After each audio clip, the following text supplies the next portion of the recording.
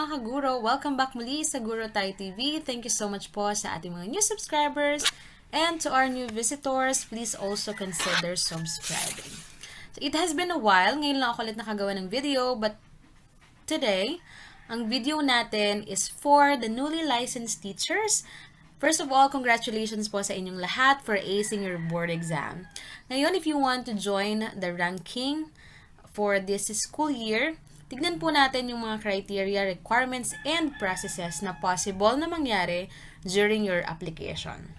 But before that, gusto ko munang i-introduce sa inyo yung DepEd Order number 19, Series of 2022, entitled The Merit Selection Plan of the Department of Education.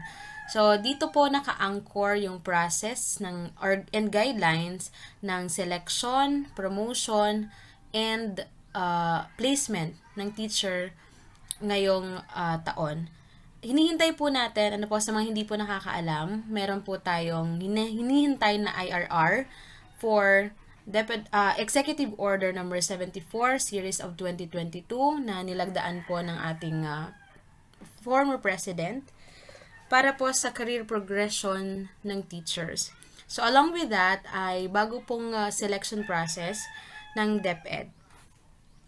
Ayan. So, basahin nyo na lang po ang nilalaman ng DepEd Order number 19 para po guided din kayo kung ano yung mga processes sa pag-apply and pagpapromote ngayon sa Department of Education.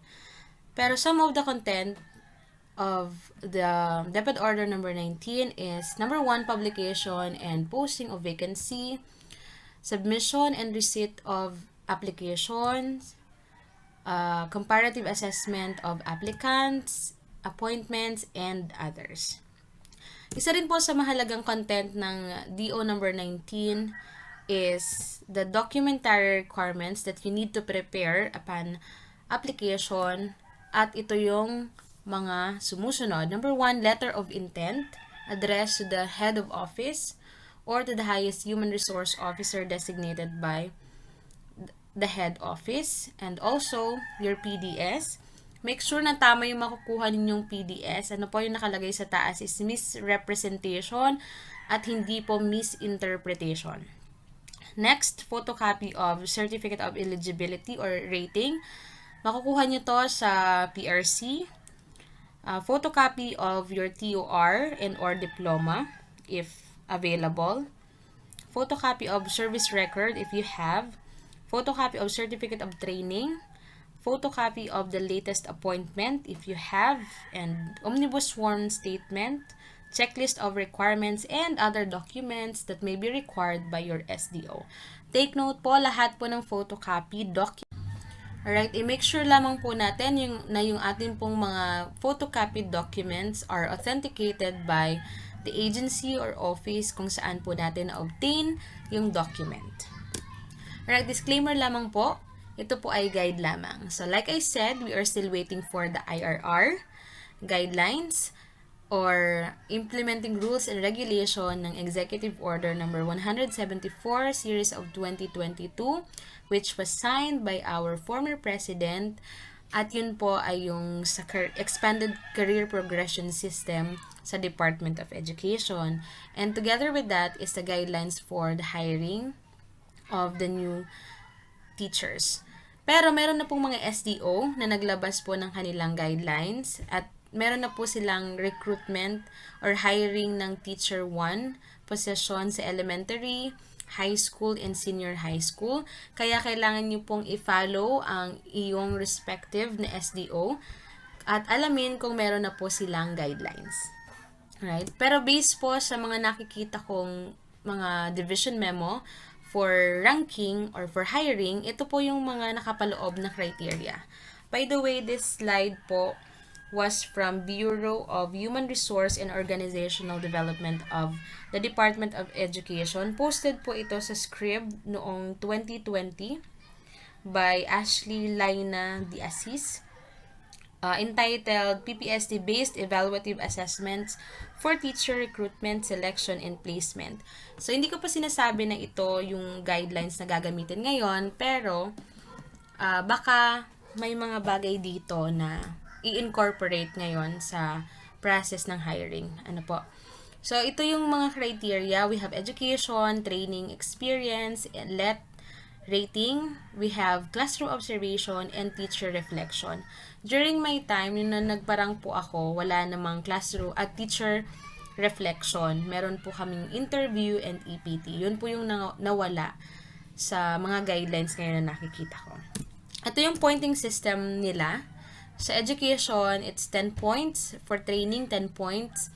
Experience, 10 points. Rating, 10 points. PPST, classroom observation indicators, that is 35 points. And PPST's non-classroom observable indicators, that is, or teacher reflection, 25 points po para dyan. So, kaya kailangan yung basahin po yung guidelines na ilalabas ng inyong SDO para malaman nyo kung paano nyo makukuha yung maximum points or kung anong points lang or ilang points lang ang ibibigay sa inyo given your qualification or given your paper na hawak-hawak as of the moment. Okay, yung education, paano po makukuha yung 10 points? Naka-enclose po yun doon. Yung training, ano bang mga training ang acceptable ngayon? Kasama pa ba yung TESDA or NC2 certificates kung hindi ka naman magpaparank sa TVL strand ng senior high? So, yun po yung kailangan yung alamin na or basahin doon sa guidelines na yun. Yung experience niyo, may points pa ba yung experience from private school? How about kapag nag-sub ka sa public for a year or for ganito katagal na months? So, mayroon yung mga corresponding points. Yan. So, paano nyo naman gagawin yung inyong pagsagot sa teacher reflection? Nandun din po yan enclosed. So, be able to read the division memorandum of your respective SDO. Tandaan po natin, iba-ibang SDO, iba-ibang guidelines, although they look quite the same. Yan. So, based po doon sa slide from BHRMOD ng DepEd, ito yung mga classroom observable indicators daw or objectives na hahanapin sa inyo that should be enclosed in your or stipulated in your detailed lesson plan. Okay, yung apply knowledge of content within and across curriculum teaching areas, use a range of teaching strategies that enhance learner achievement in literacy and numeracy skills, apply a range of teaching strategies to develop critical and creative thinking, as well as other higher order thinking skills, plan, manage, and implement developmentally sequenced teaching and learning processes to meet curriculum requirements in varied teaching contexts, design, select, organize, and use diagnostic, formative, and summative assessment strategies consistent with curriculum requirements. So, base po doon sa RSP ng Bureau of Human Resource and Development ng DepEd, ito daw po yung hahanapin sa inyong lesson plan and kailangan yung ma-carry out during your demonstration teaching para makuha niyo yung 35 points. But like I said, baka hindi naman ito yung gamitin nila or baka ito. So, ito ay guide lang. So, para meron kayong idea, especially doon sa mga first time na magpaparank, kung ano yung mga dapat na ipakita rin during your demonstration teaching and ano yung mga kailangan yung ilagay sa inyong lesson plan. So, tandaan po natin, isang shot lang yon, ano po, nakasalalay. Kasi ang laki ng points ng demo teaching ngayon. Kahit noon pa rin naman, 25 points ito during my time. Kaya dapat galingan natin, prepare the best material possible for your topic para talagang sure na makuha nyo yung 35 points. Sa ibang video, iisa-isahin natin itong mga objectives na ito and ano ang possible activities or paano nyo maipapakita ito in your DLP. Alright, so para naman sa mga non-classroom observable indicators or objectives, according pa rin ito sa Bureau of Human Resource and Organizational Development, ito yung maaaring apat na objectives na pwedeng ibigay sa inyo para bigyan ng reflection. And dito naman magbe-base yung 25 points ninyo. Okay? Ano yung mga objectives na yon or indicators? You have maintained learning environments that are responsive to community context. Review regularly personal teaching practice using existing laws and regulation that apply to the teaching profession and the responsibilities specified in the Code of Ethics for professional teachers. Adopt practices that uphold the dignity of teaching as a profession by exhibiting qualities such as caring attitude, respect, and integrity. Participate in professional networks to share knowledge and enhance teaching experience. So, ito rin po ang mga objectives na maaaring ibigay sa inyo. Pero situational naman po ito. Kailangan nyo lang magsulat ng inyong reflection. Pero, para naman makasulat kayo ng reflection, kailangan meron din kayong at least knowledge kung ano ba itong tinutukoy dito sa mga objectives na ito. For example, how are you going to maintain an environment that are or environments that are responsive to community context. So, pag-aaralan nyo about sa school, as community, teacher in a community, teacher as community. Yun. So, mga bagay-bagay na yun, kailangan nyo magbasa para meron kayong, of course, isusulat sa inyong reflection essay. Ito yung Code of Ethics ng Teachers. Kailangan nyo rin tong basahin. Kahit mag-scan lang kayo para may idea kayo kung ano yung niloloob or nilalaman ng Code of Ethics na ito. And the rest. Ano po? Okay. So, ito yung sample na gagamitin. Kung gagamitin yung itong form na ito from the BHRMOD ng DepEd, ito, meron tayong teacher reflection form. By the way, during our RPMS last year, meron po kaming dalawang objective na binigyan ng teacher reflection kasi hindi yun nakita during our demonstration teaching. Yun yung para sa mga persons with disabilities and para sa mga indigenous people. Actually, prompt 1 and prompt 2 yun. May lesson plan and meron pang teacher reflection.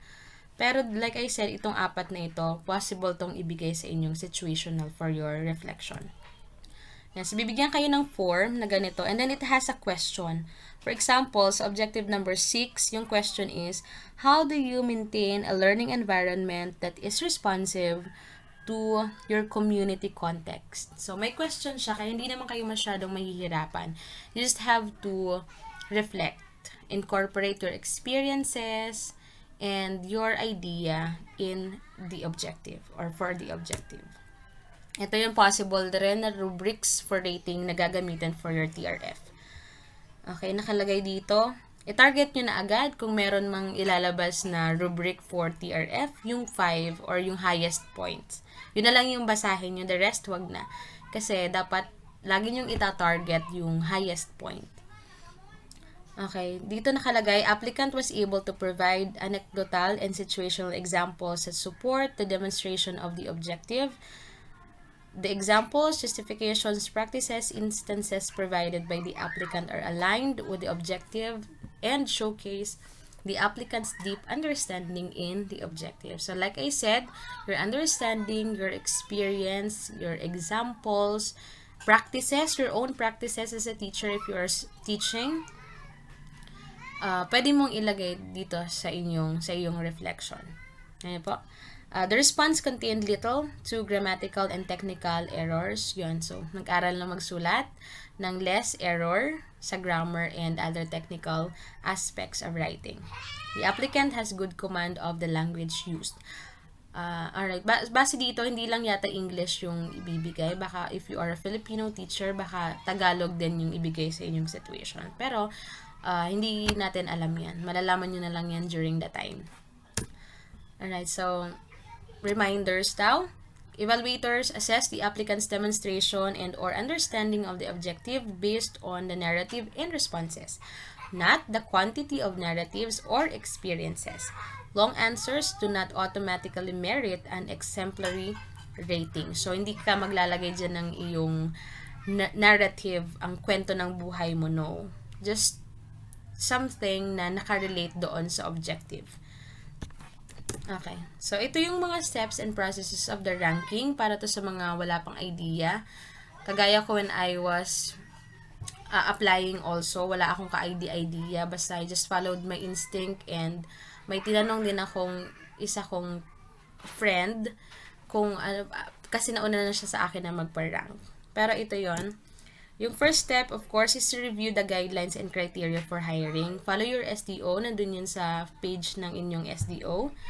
Kasi nandun yung guidelines. You have to review that para alam mo na you are in the right track. Meron ka ba ng mga hinihingi nila? Especially yung mga documentary requirements na kailangan mong i-obtain. Okay? And also, mahalaga rin kung ilang copies yon. Kasi, minsan, pabalik-balik ka kasi hindi mo alam, ay, 2 copy pala, ay, 3 copies pala yung kailangan. So, alamin nyo na kung isang copy ba, 2 copy, ilang folder ba yung kailangan yung i-prepare, and so on and so forth. And mahalaga yung criteria. Ano po? Next, step 2, prepare all the documentary requirements, your DLP especially, and instructional materials. Make the most or the best instructional possible sa inyong demo teaching. Kasi isang shot lang yung makukuha nyo. Hindi nyo na yan mauulit. So, pag hindi maganda yung material mo, you're not confident, yung DLP mo, hindi naka-align, somehow, parang hindi ka naman confident na mag-demo. So, prepare. Kasi ito yung biggest point ng criteria or biggest percentage. Kaya ito yung paghandaan nyo ng mabuti. Review your DLP. Naka-align ba yan sa DepEd Order number 42, series of 2016, or magtanong-tanong na sa mga nakakaalam kung paano gumawa ng DLP. Para naman at least confident kayo na your DLP is pasok sa standard. Kasi yung magre-review po niyan ay mga principal or if you are lucky, mga PSTS or mga supervisors natin. Ano po? And also prepare for interview kasi although may nakita kasi akong isang division yung sa kanilang CAR or comparative assessment result, merong nakalagay na interview. Yung 15 points doon ay TRF, yung 10 points ay interview. So just prepare, ano po? Just be prepared with a possible interview. And TRF ideas. Next is, of course, execute. Deliver the lesson, answer the reflection, and wait for the result. Wait for the result and pray. Ano ba? So, pag nagawa mo niya yan lahat, maghihintay ka na lang kung kailan ilalabas yung registry of qualified applicants and hopefully, you passed. And the next step is, prepare your requirements for appointments. Pag ganyan na, nandiyan ka na sa step 4, congratulations because you are included in the registry of qualified applicants and meron ng school na magha-hire sa'yo.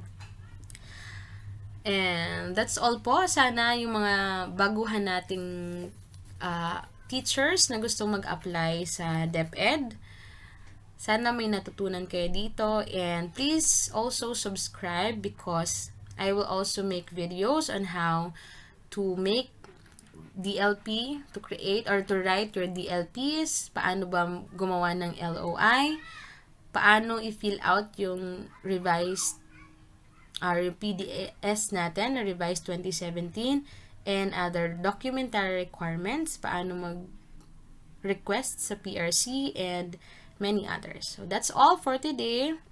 See you in the next video.